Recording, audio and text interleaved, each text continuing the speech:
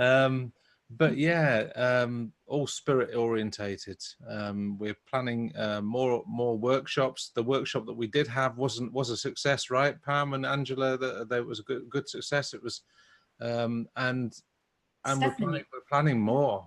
That's what we've been doing, and shooting back ideas about how to make it possible. But yeah, talking about this today, about the mediumship and how to bring it further. Going back to when I was training and when I was learning my mediumship, one of the things was like, I could get quite a bit of information, and I'd be getting the information, but I'd be like, not quite feeling the communicator behind me. So in that way, I found out that I needed to train that part, and to say, okay, so I need to train the part where I can get the feelings of the communicator closer and get the essence of the communicator, because I used to be able to get a lot of evidence, but not a lot about the essence of the communicator. And when I went to the Alpha Finley and I worked on this, because I always say to Spirit, whenever I'm going to the Alpha Finley or whenever I'm going to train, I say, come on, let's work on all the points that I'm not good at, and if I normally get all these certain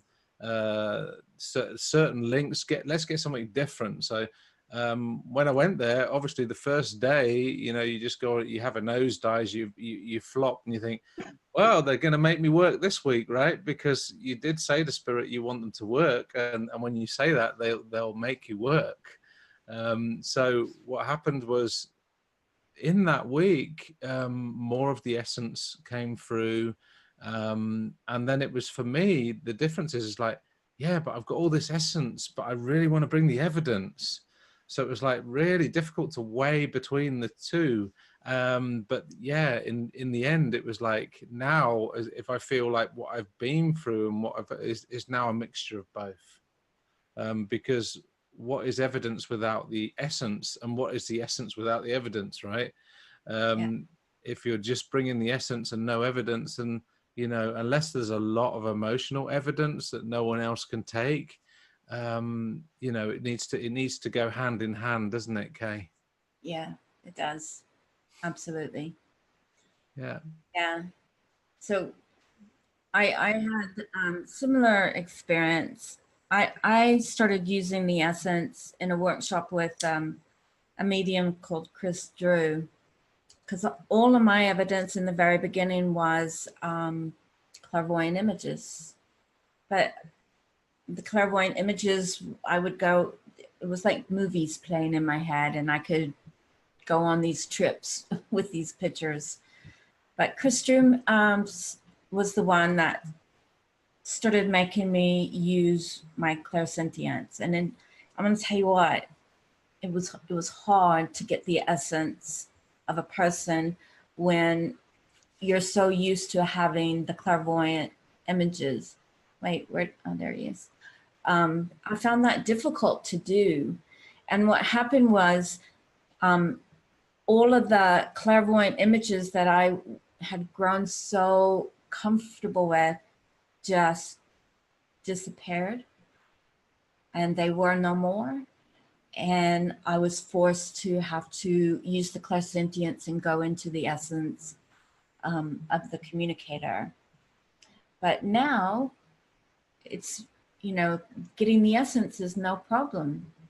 So now it's, okay, can I have my clairvoyant images back? They're coming back, and they're there, but it's still not like it used to be.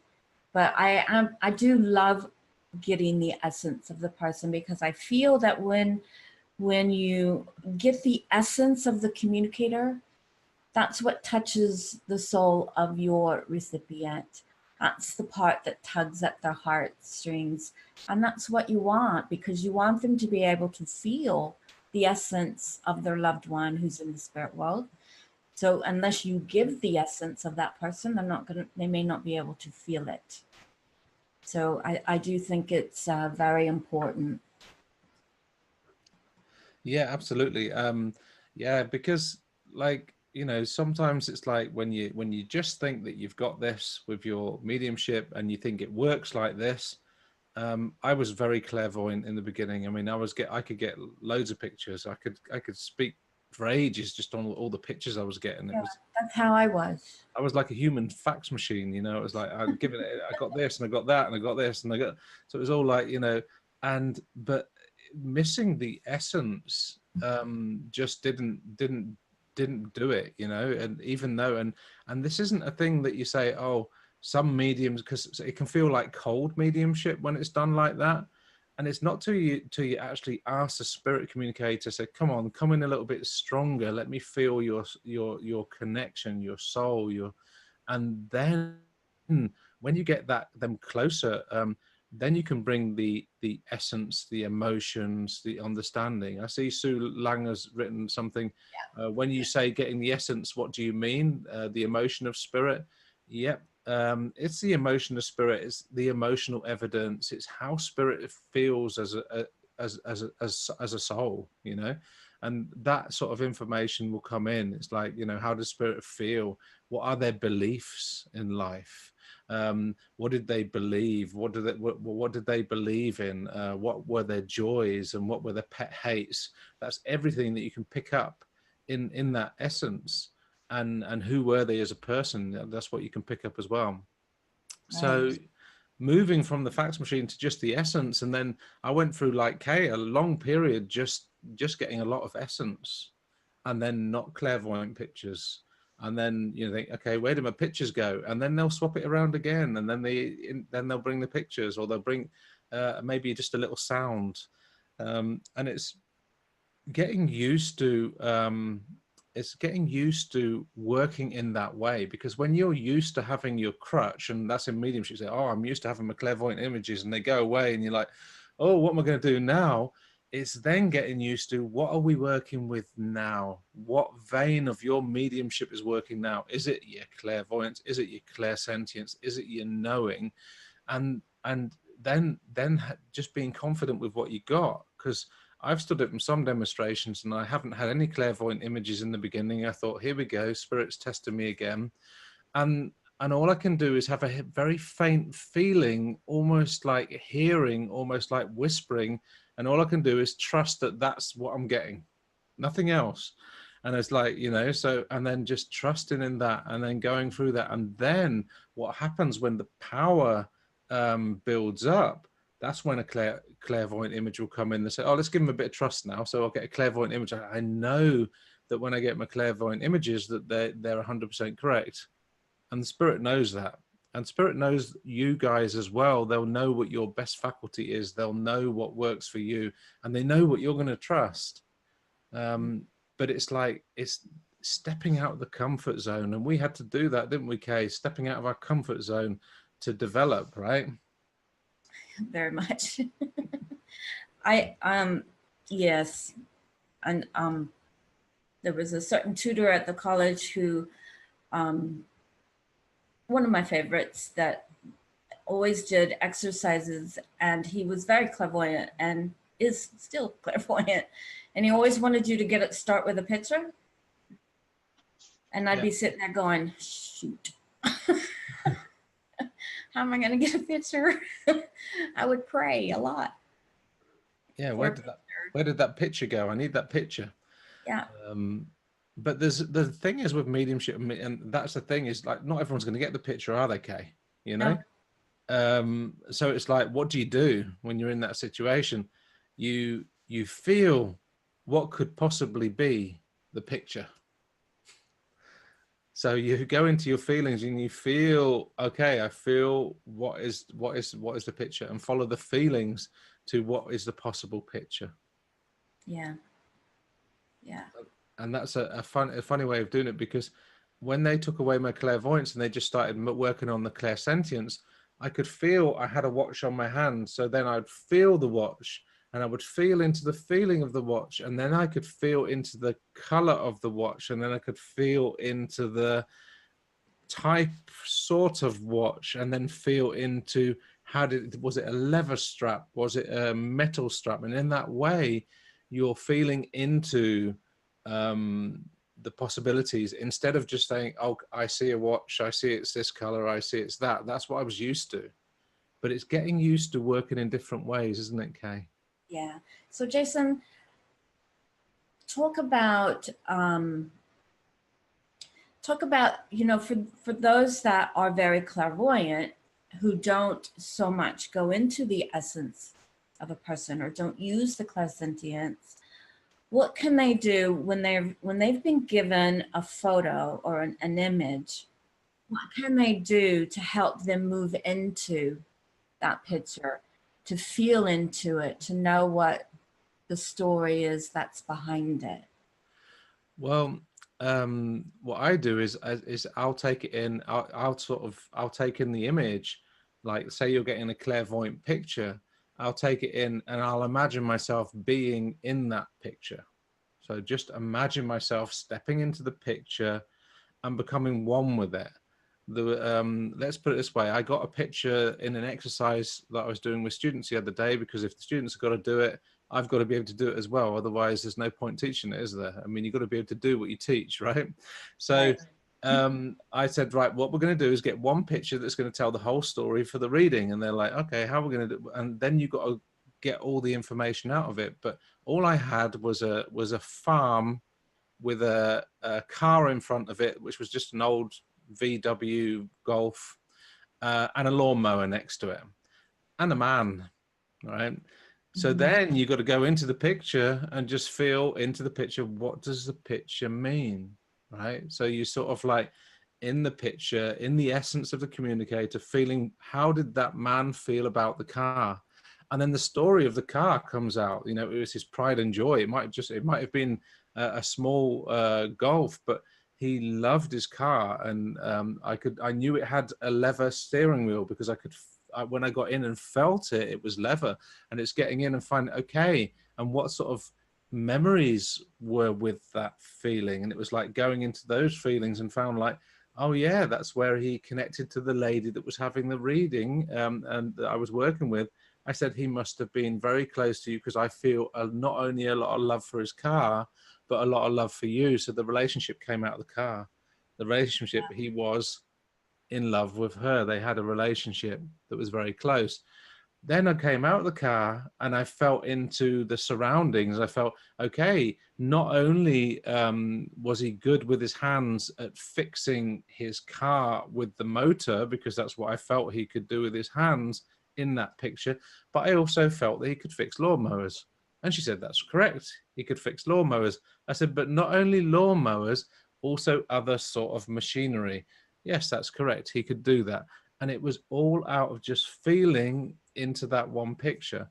And then I felt also, because the lawnmower was on the ground and I felt into that, why is it on the ground? He also worked on the land. So that's just feeling into the picture, feeling, okay, so he also worked onto the land. Now, then I got a no on the next one. I said, well, you know, he's letting me know you went for trips in the car together, you went camping together, you stayed out and watched movies together in that car. Big stories came out of just that car. And then I said, but I didn't mention the farm. And I said, but there's a farmhouse that he must have either lived in the farmhouse or someone in his family must have lived in the farmhouse. And she said, no. I said, well, he's bringing back the farmhouse and I can see the farmhouse. So there must be a reason why he's got his car parked in the farmhouse. I used to live in the farmhouse and he dropped me off at the last time when I was in the farmhouse. And I said, I'm seeing on the dial of the clock of the car, the time, I think it was 2:22. And she said, that's the last time I saw him, at 2:22. So it just shows you what you can do when you go in and feel what the image is telling you. So obviously I was just, you know, playing around with it. This was with students, just to show them that, you know, we can do this as well. And it was just playing around with it, and the possibilities, if you get into the joy of it and just trust it, it can open up like that. Wow. So how do you do? I know some people swallow the pictures and they feel them in their stomach. What do they feel like here? But just for me, if it works for you, you can follow them and feel them in your stomach and feel what they feel. But for me, it was more stepping into them and feeling, what is spirit showing me? What do I feel is going on in this picture? And that's how you can develop your clairsentience through your pictures. Stephanie wants to know, how do you go in? Do you ask spirit to take you closer, or do you just put your focus on details of the image? It's a bit of both, really, because I always ask permission. Like, you know, I say, oh, spirit, you're showing me this. Oh, great. Can you just show me what you mean? Can we just go on this? And so when I'm there in the picture, I'm so excited that the spirit have given me this. I'll step into it with spirit together. So it's like going together. So it's like not just me, because if I was doing it psychically, I could step into it and look around anyway. But you don't want to do it psychically. You want to go in with the spirit communicator, and when you're there, you're saying to spirit, oh, this is nice. I like your car. I like what you're doing. What did you do? So it's like, but it's not in your mind that you're asking the questions. It's in your feelings and in your soul. You're just feeling, you know, like when you meet someone and you're like, for the first time, you want to know everything about, oh, what do you do? What sort of work do you do? Where did you live? And all that sort of thing. Well, if you treat a spirit communicator like that, even when you're in your clairvoyance, it's like, yeah, oh, this is really good. What does this mean? Oh, this feels good. Oh, I like this. And in that way, the spirit world get excited, and they can't wait to explain what's going on. Yeah. Oh, wait. So Mary wants to know, you're doing great, Jason. Thank you. It's all right. I'll just carry your K, no problem. Thank you. That's what you get when you wake up at 3 o'clock in the morning, right? I've had a pot of coffee, and I don't normally drink a pot of coffee, but I have had that today.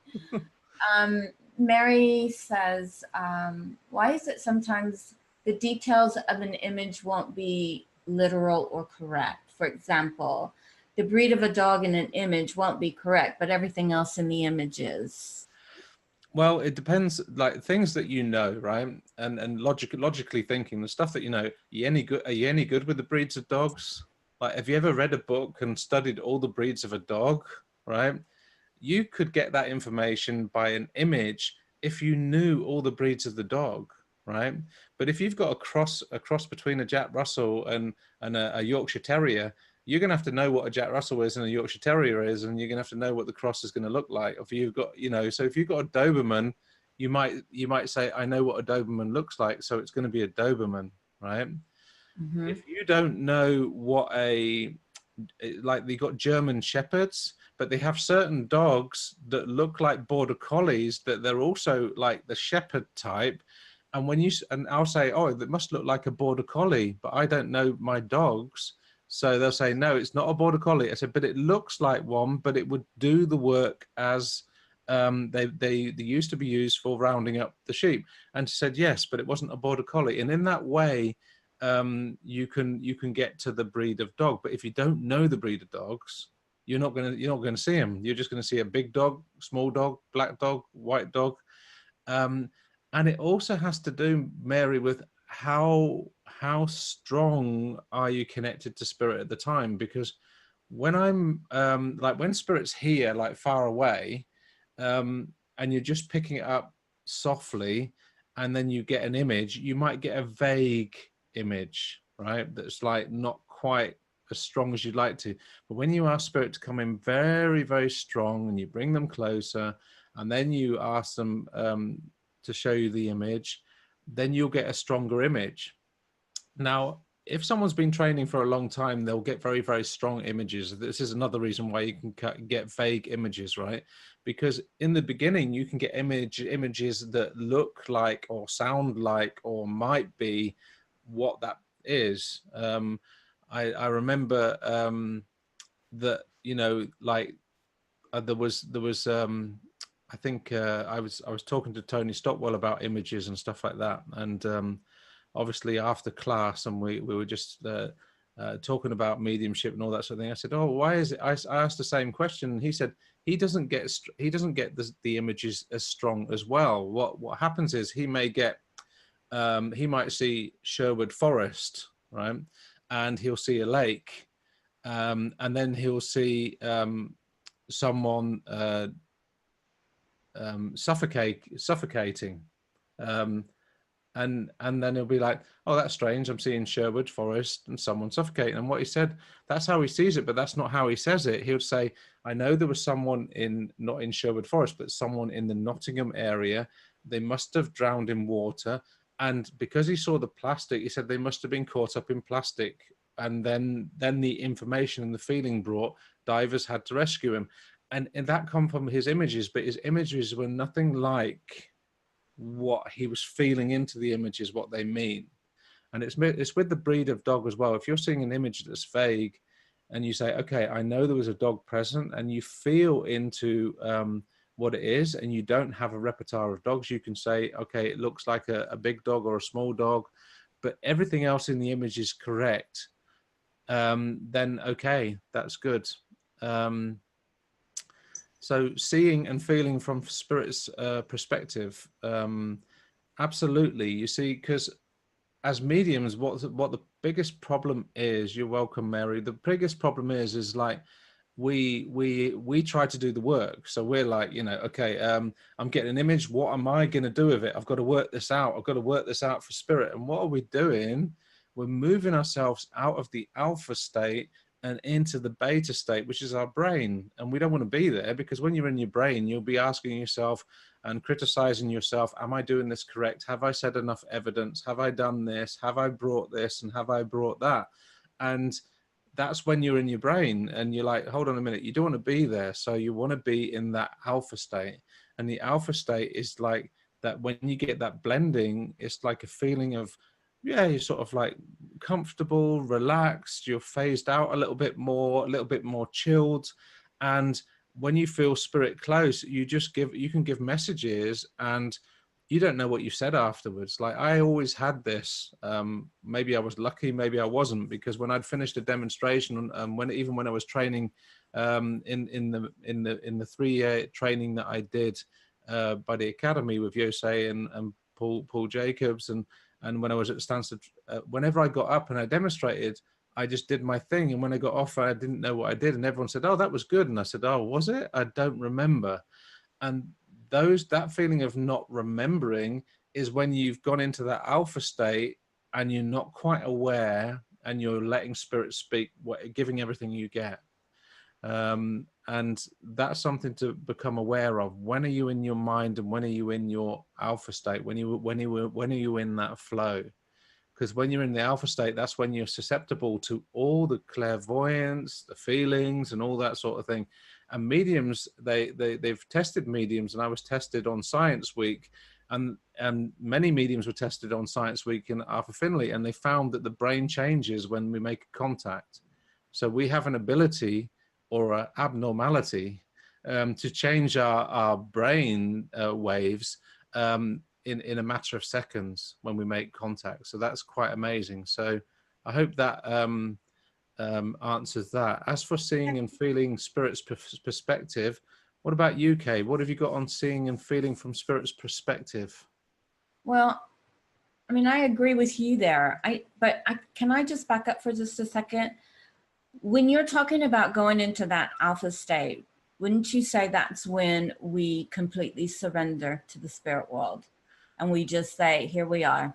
Yeah, absolutely. Let's work together, and you surrender, which is what we all want to do when we're working. We want to surrender completely. And then when that happens, they just come in and it just rolls right off your lips, and then you're done and you're like, how'd I do?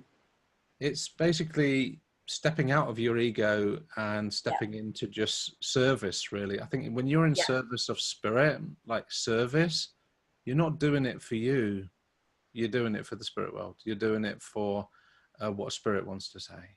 And when you step into that, then there's no ego, and there's nothing in the way. So now let me ask you this, because you're the one that's done all this study with the alpha, whatever. What was it?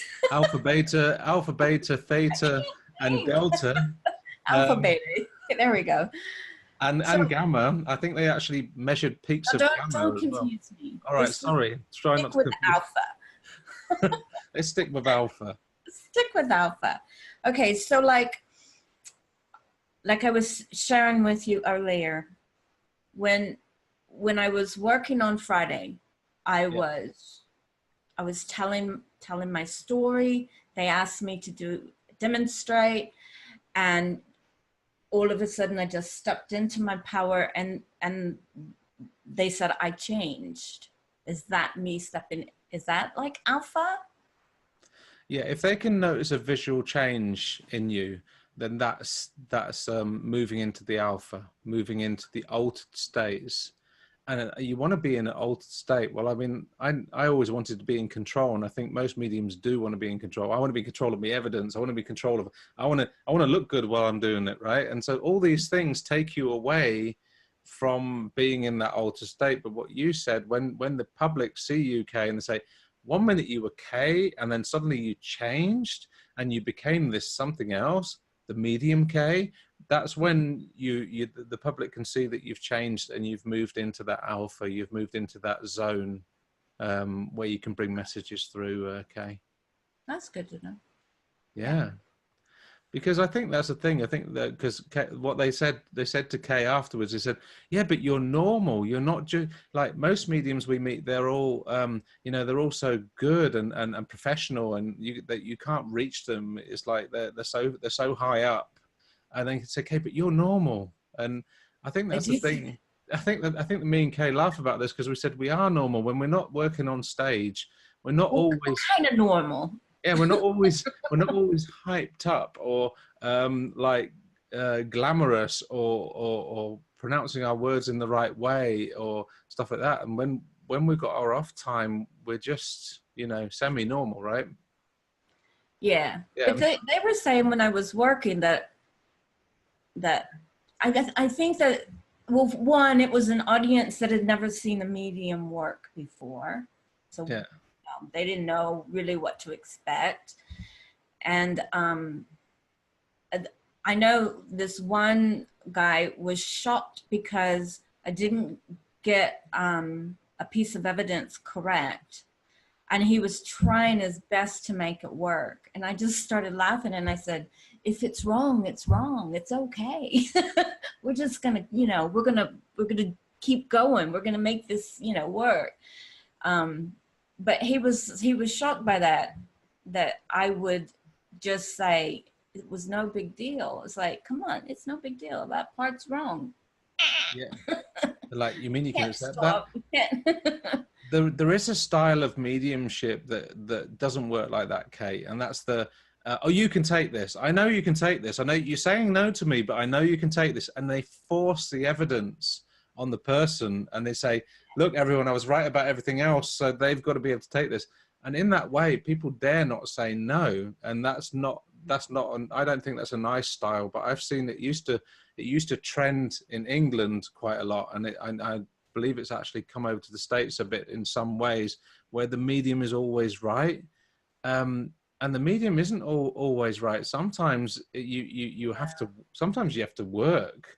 I was working this one time at a demonstration and I was like, okay, and I was getting a no and had to change. Okay, then I'm not with you. I must be with someone else. And I got some students of mediums come up to me and they said, boy, you really had to work hard tonight. That must have been exhausting. I said, yeah, this is what they call working mediumship. Sometimes you've got to work. It's not all flying and sometimes you really do have to work. It depends sometimes on the energy in the hall.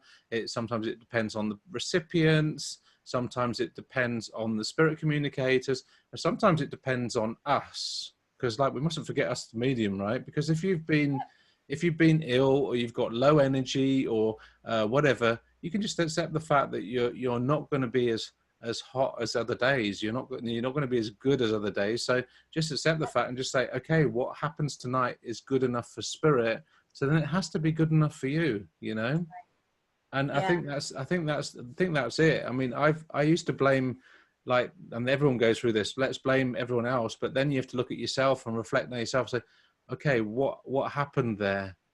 And a lot of it has to do with when there's not a lot of energy in the hall for a demonstration, for whatever reason whatsoever, then just raise your energy. You have to work harder. So you have to empower yourself more and more and more for 2 hours long, in this area, in a spiritual place. And when you do that, you know how to work the energy. And obviously it's not going to be an easy night, but it's not going to be a dreadful night, because you can work in that sort of energy. Yeah. Yeah. And the case that I had on Friday night, it was a husband and a wife, and I went to the husband first and brought through his mother, gave the evidence. He was accepting it. And I said, I'm just becoming aware that there's someone that's just passed into the spirit world, not been there long. And his wife jumped in, and this is my era here. I should have worked this differently. His wife comes in and says, oh, wait a minute, you may have my mother. She just passed 2 months ago.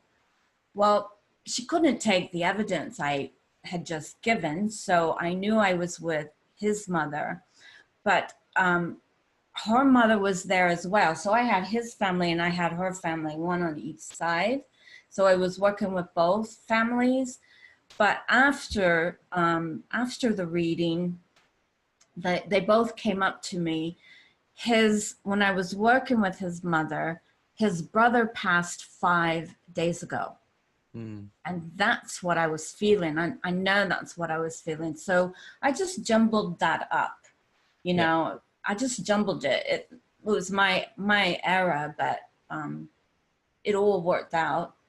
Yeah. But, you know, I'm sure that's what I was feeling, because I knew I was with his family. And it can happen, Kay, you know, because I've had demonstrations where it's like, you know, and you jumble stuff up and you say, can you take this way? And they say, no. Well, I've messed that up, but you can understand it. You can understand it in some way. And they say, yeah, I can understand it in some way.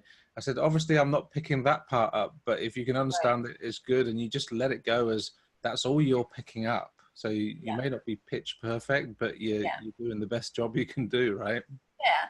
And, you know, if the wife had not been there, I probably would have been able to sort that out correctly. But because her mother just passed as well, she spoke up and I let her take control, which was my fault. I shouldn't have let her take control.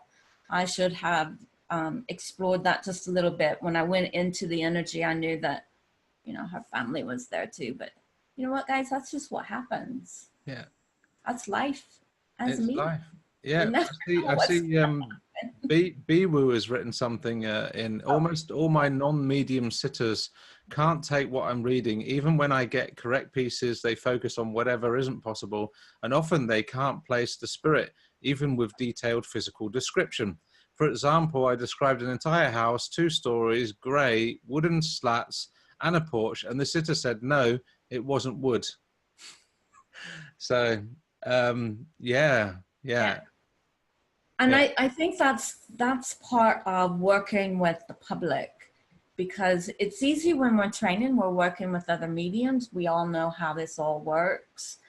And so, you know, we get it. But when you work with the public, they don't quite get it. They expect it to be exactly the way it's supposed to be. But, you know, when I worked on Friday night, this is how I, you know, envision it in my own crazy mind.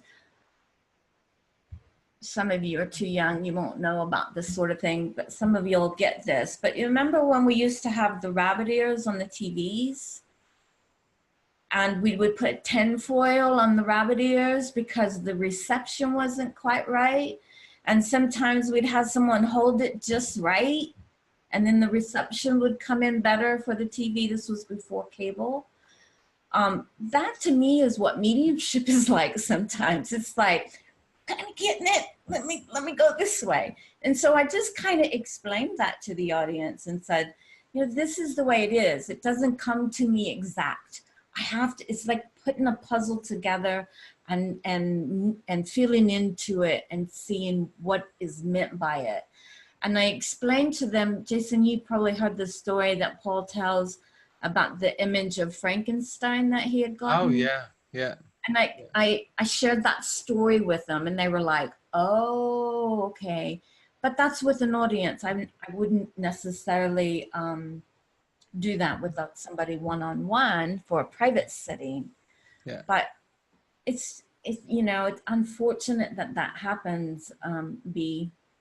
And it's just the Yeah. general public doesn't get it. Yeah. They just don't get it.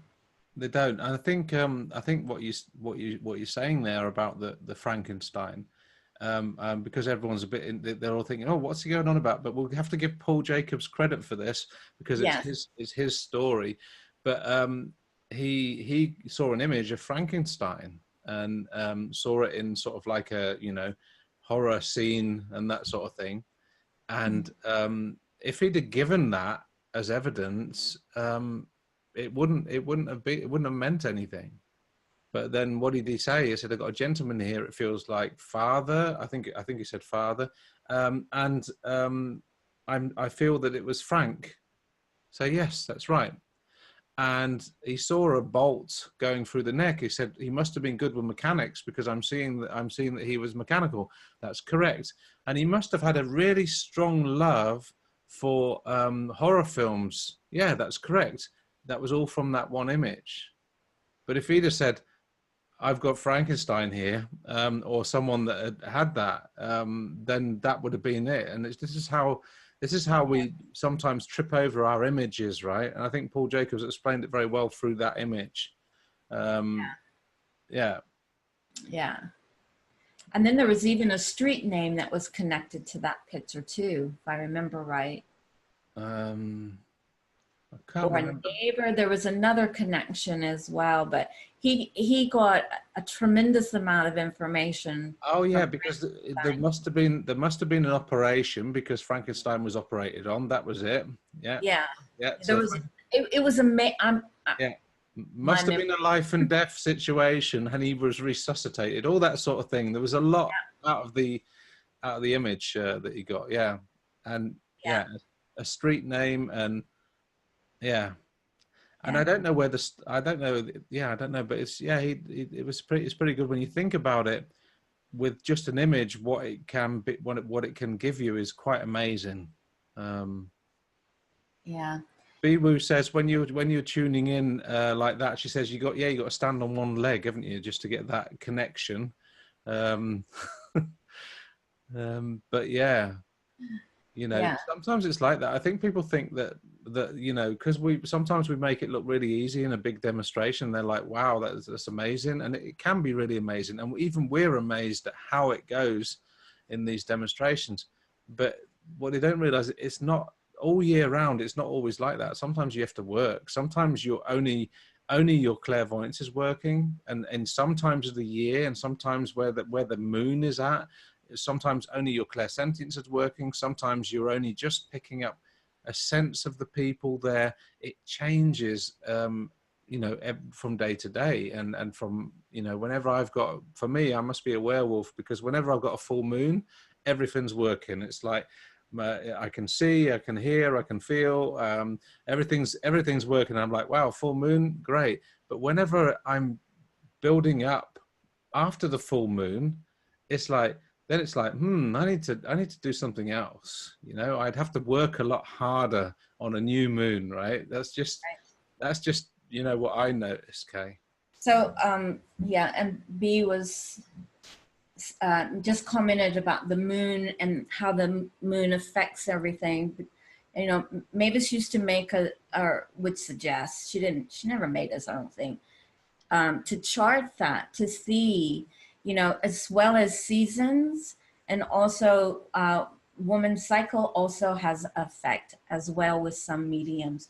So those are all things that you can experiment with and track it and see if you can find patterns within it. For me, moon cycle doesn't seem to affect me very much, but seasons do. I do much better from spring to early winter than I do in the dead of winter. Yeah. 'Cause in the dead of winter is when our bodies naturally retreat anyway, and it's a rest time and a recuperation time. I still work, but I have to work harder. Yeah. It's Yeah. being aware of that. Uh, B also asked about with the transition to working for reading mediums and non-reading mediums, what advice do you have?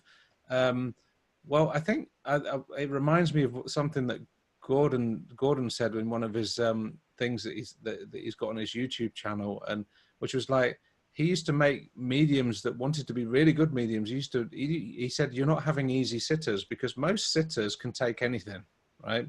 Most of them can, apart from the really critical sitters, and they're normally male. I'm shooting myself in this one, but it is most male sitters. They want to know the evidence. They want to know how it works. They want to know the intricates. They want to know the mechanics. So they want all the intricate detail. And once you get through that, that's when you can bring the emotion. But, you know, a lot of females can already feel that the spirit is there, and they're like, yeah, I can feel it, right? So that's what I find. But the transition is like, when I was transitioned to working just for practice with other mediums, it's really easy, because what do we do as other mediums? We go, oh yeah, I can take that, because you can feel the person standing behind them, and you're like, oh, I can take a bit of that, and I can take a bit of that. Oh yeah, you're almost there. Well, change it a bit. It wasn't wooden floors, but I can take the house. And Yeah, in that, or they'll say, I understand where you're coming from. yeah, and in that way, with as students or wanting to learn more, we're not helping each other for the public, because the public aren't going to go, oh yeah, we can take that. They'll say, nope. Can you take any of that? Not much. When you get where I live, and I think Gadine's going to laugh at this one, because we've got Twentenars here, Twentenars, and that's what they call it. It's just the district. And they say, you got to prove it first, right? If anyone works in my district, it's like, they want the proof. So because the people in this area is like, you prove it first, then I'll believe the essence, and I'll believe the rest of it. And in that way, you get what you might call difficult sitters, but they're not. You got to remember that people are entitled to be a little bit skeptical, and people are entitled to be a little bit like, they want to see, is it real? So prove it. And in that way, my mediumship got better just because I lived here. That's why it got better. And because my wife was a non-believer and I had to try and make her believe, 15 years it's taken me to turn her into a believer of mediumship, that it works. And I was bringing through information. She said, yeah, but you know that. And it wasn't until I said, Spirit, give me something that she doesn't know. And I gave her something that she didn't know. And she said, you can't know that. And that's when she started to believe.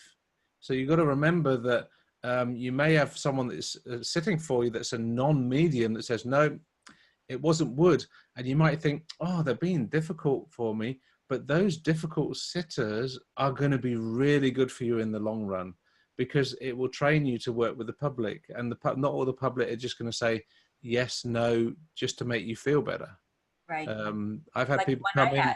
I've had people come in with a list. They've got their list written down. I've had many people come in with lists. They've got the list written down. Question 1, question 2. I said, before you ask me the questions, let me just begin. And so I'll begin, and they'll notice that in a natural way, the questions get answered. Yeah. And then I'll say, have you got any more questions written down?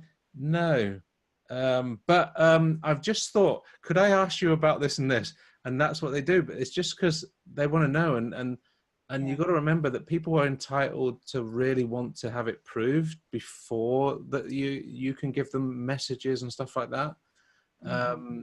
And I think in some way, I am lucky where I live. But when I was learning, I felt, boy, we've got to work here. So, you know, but that's what has trained me to be good at this mediumship. And Kay will agree with me. She had to work with some people, you know. Yeah.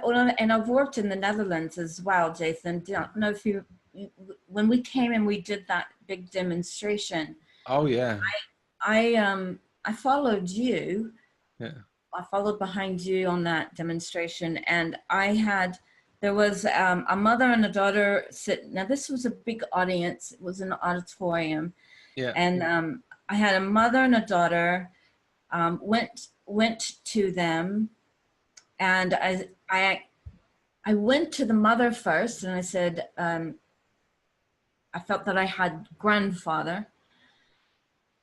It wasn't, it was her father. It was the daughter who was sitting next to her grandfather. The mother, and I had an interpreter too. The mother was going, yes, she was nodding yes. And the daughter had her hands crossed and was going, all because I didn't place the father, grandfather in the right way. Yeah. All because of that. The daughter wasn't going to have any of it because I got the very first bit wrong. Yeah. Even though they were sitting side by side, they came together. Yeah. It wasn't her mother's grandfather. It was her mother's father. Yeah. That's, you know, that's how it is. But yeah, that's my public. I love them. But also in our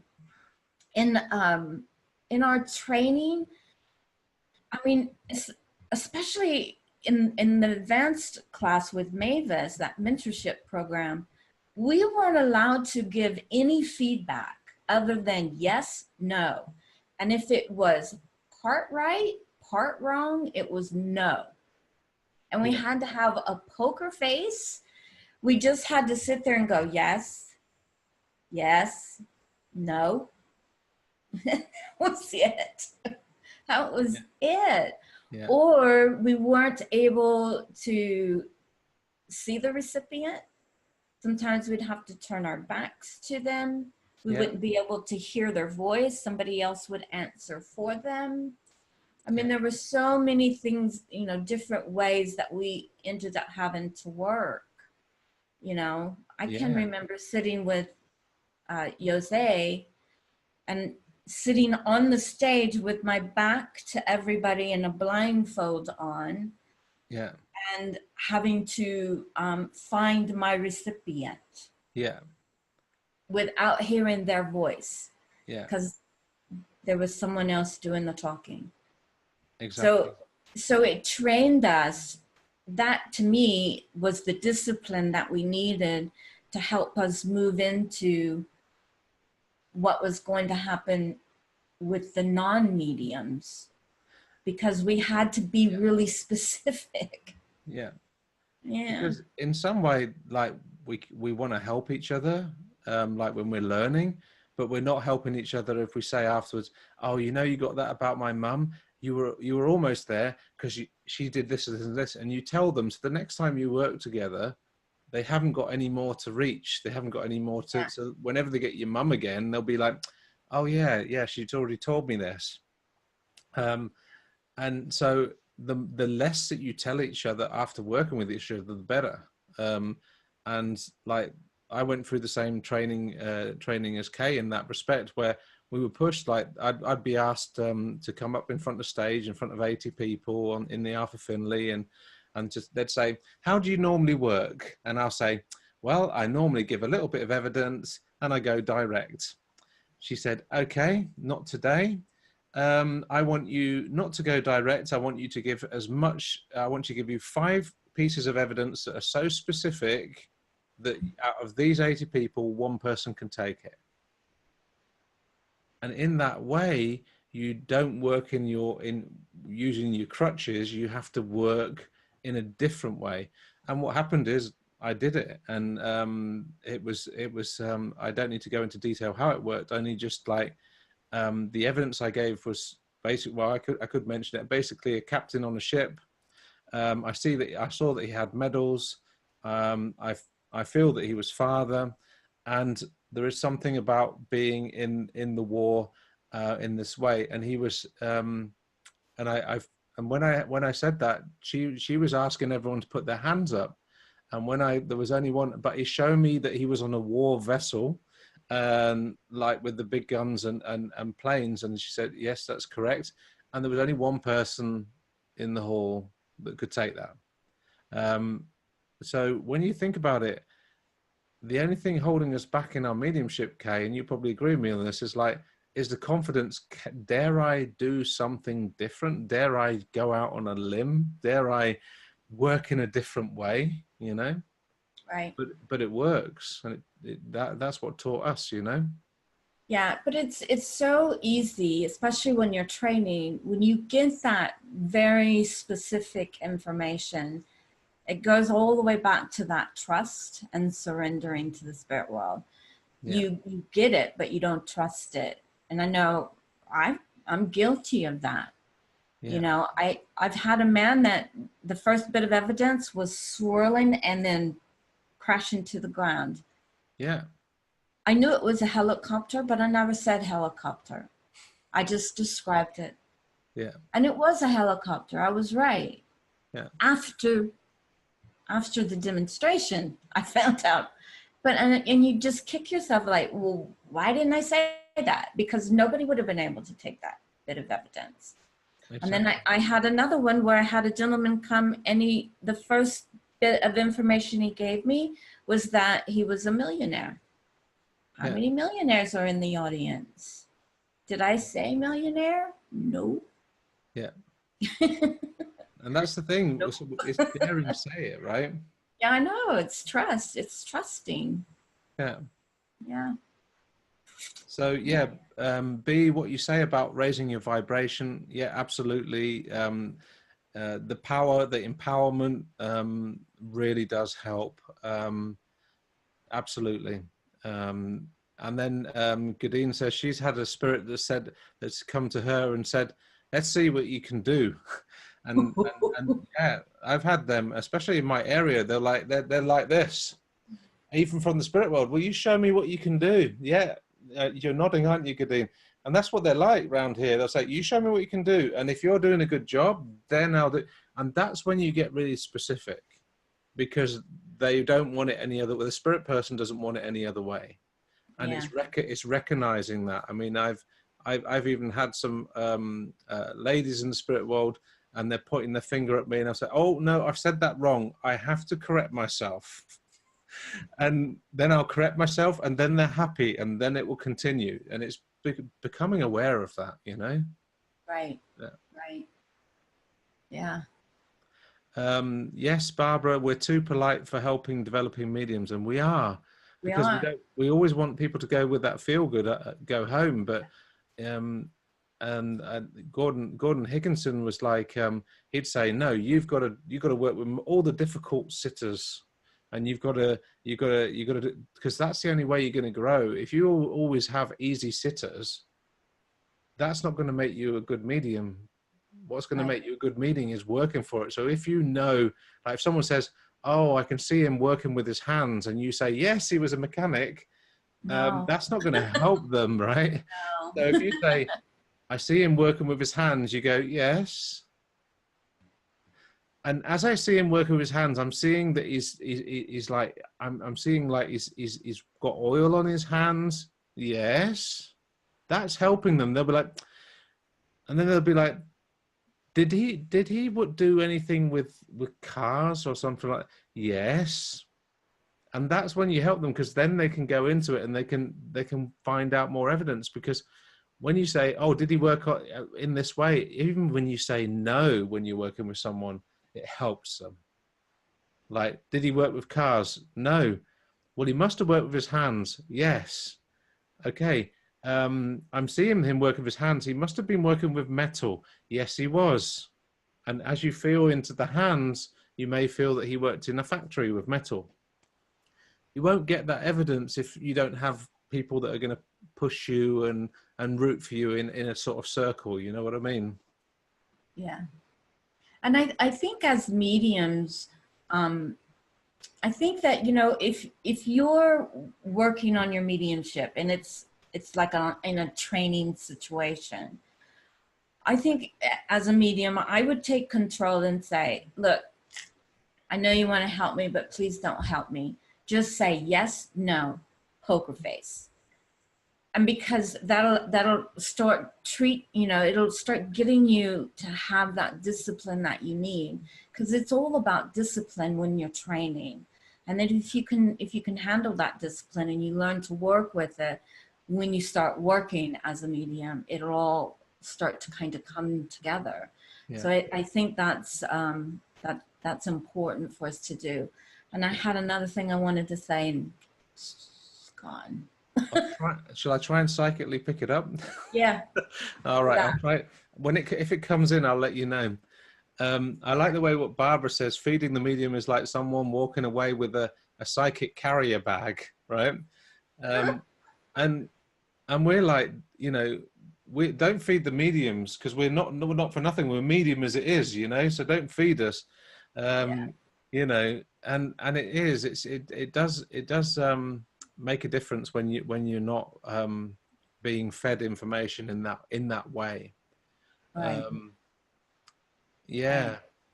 And yeah, when you think about it, mediumship is basically stepping out of your comfort zone. If you want to be a good medium, you want to be a regular medium, you just go along, do your thing. It's okay. You want to be a good medium, you got to step out your comfort zone. You got to go, all right, spirit, I'll give everything you get. It doesn't matter if I get a no because I'm learning, right? When you say that to spirit, they'll teach you. I mean, I always say to spirit every time I demonstrate, I'm ready to learn because I can't go to class. You know what I mean, Kay? No, I remembered it now. So let me say it before I forget it again. So I've had a lot of people ask me, how is it that you don't allow those no's to cause you to just crash or step out of your power? You know, how is it that you can hear the no and just keep right going and you don't let it affect, you know, the way you're working? And, you know, honestly, I think it's because of the way that Jason and I were trained. I got so many bloody no's that eventually it's like you have to learn to take it and work with it.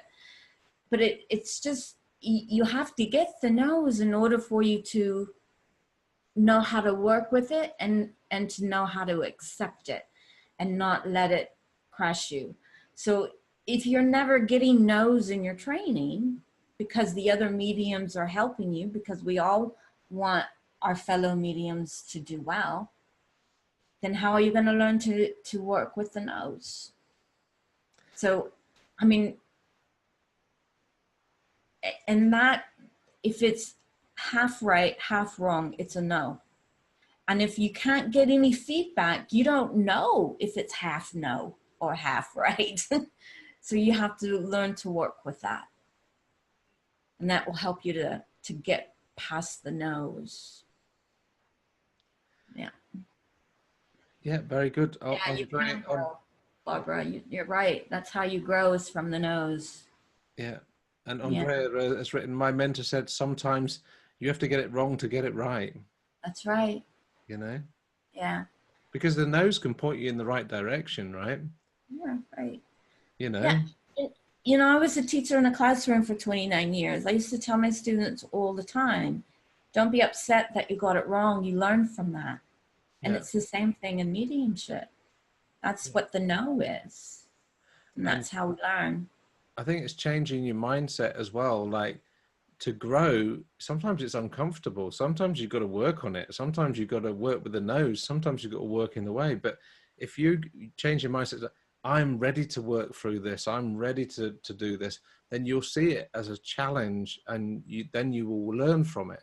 But if you see it as like, oh, I always used to get it right and now I'm getting it all wrong, then you're going to demotivate yourself. And in demotivating yourself is not going to make you a happy medium.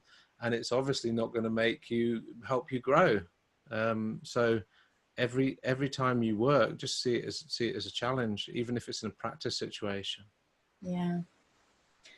So my suggestion for you is when you're working in your circles and stuff, if you know, depending on who's running the circle, if it's okay for you to get very minimum feedback, yes, no, or even a maybe if you're at the beginning. If you're at the beginning um, of your development, then yes, get a maybe, because you need a little extra help in the very, very beginning.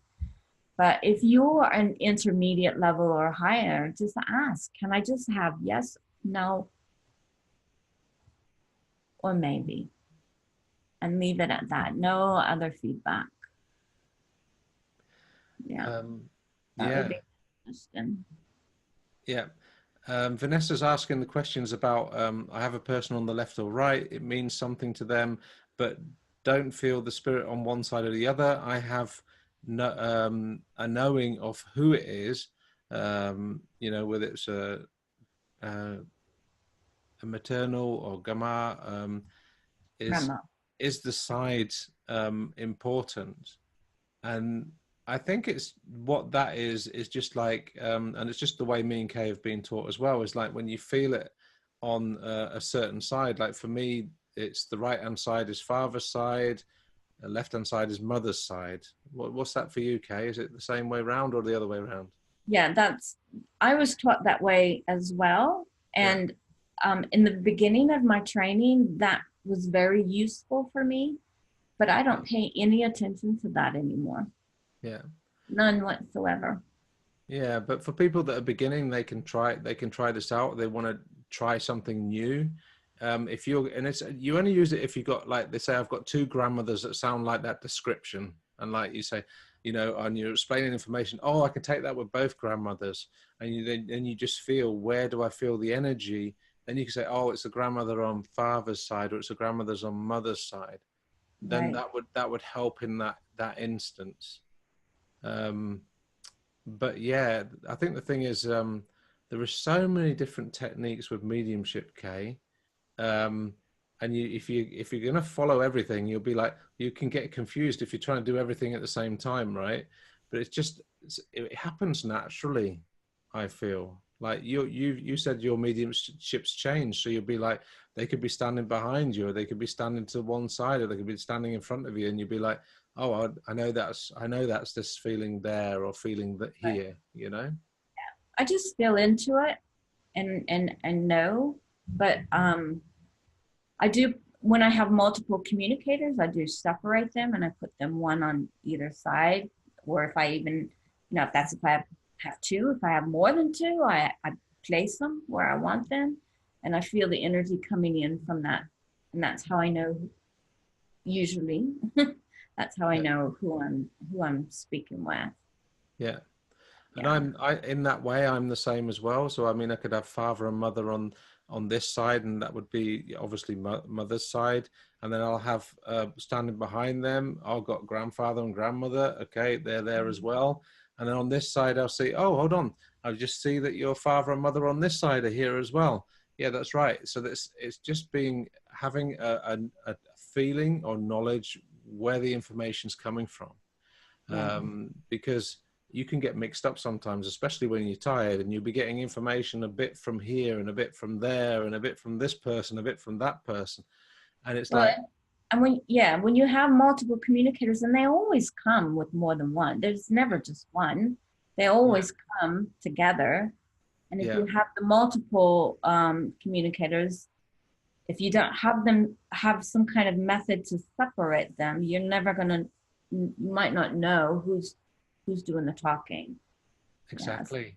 Well, we're Yeah. looking at the time, Kay. Time Yeah. flies while we're having fun, but this has been a good talk. I've really enjoyed seeing you all and enjoying your questions. I hope you've all enjoyed it. Thank you for coming, Pam, Andrea, Sue, Gedine, Diana, Vanessa, Latifu, Mary, Stephanie, and B. And I believe someone's just left, Andrea. But anyway, yeah, and yeah, we're going to be doing some stuff soon in June. We've got some stuff planned, haven't we, Kay? Yes, we have a workshop in June, and then I'm gonna put a flyer out of the workshops up to through December. So we'll get that out today or tomorrow. Yeah, so there's a flyer coming out for that. We are planning to do some workshops almost once a month, almost. Yeah, We're putting some out. We do have to miss some months because of work, but we've got some plans to do it on different subjects. But Kay has been up since 3 o'clock in the morning working on it, so it's done. It's full steam ahead. So it's just a case of getting it posted on Facebook or wherever you guys are. If anyone wants to sign up to their email to us to receive any information, that's possible as well. Just leave your email. Where can they leave their email, Kay? I would say go to the website. Go to the website, Mediums Academy. Well, they could, yeah, Mediums Academy. You can sign up for it there. Yeah, because that's coming. We're working on that as well in between stuff, but it's all coming together. Yeah. So, yeah. Hey, Latifu, how are you doing? And Pam. All right. Yeah. Guys, thank you very much, and we will have another one next Tuesday. Yeah, next Tuesday. Back again. Look forward to seeing you all there. All right. Bye. Bye-bye. I haven't met you yet, Diane, I don't think. Yeah. Yeah, Diana, nice to see you. Nice to meet you. Yeah. All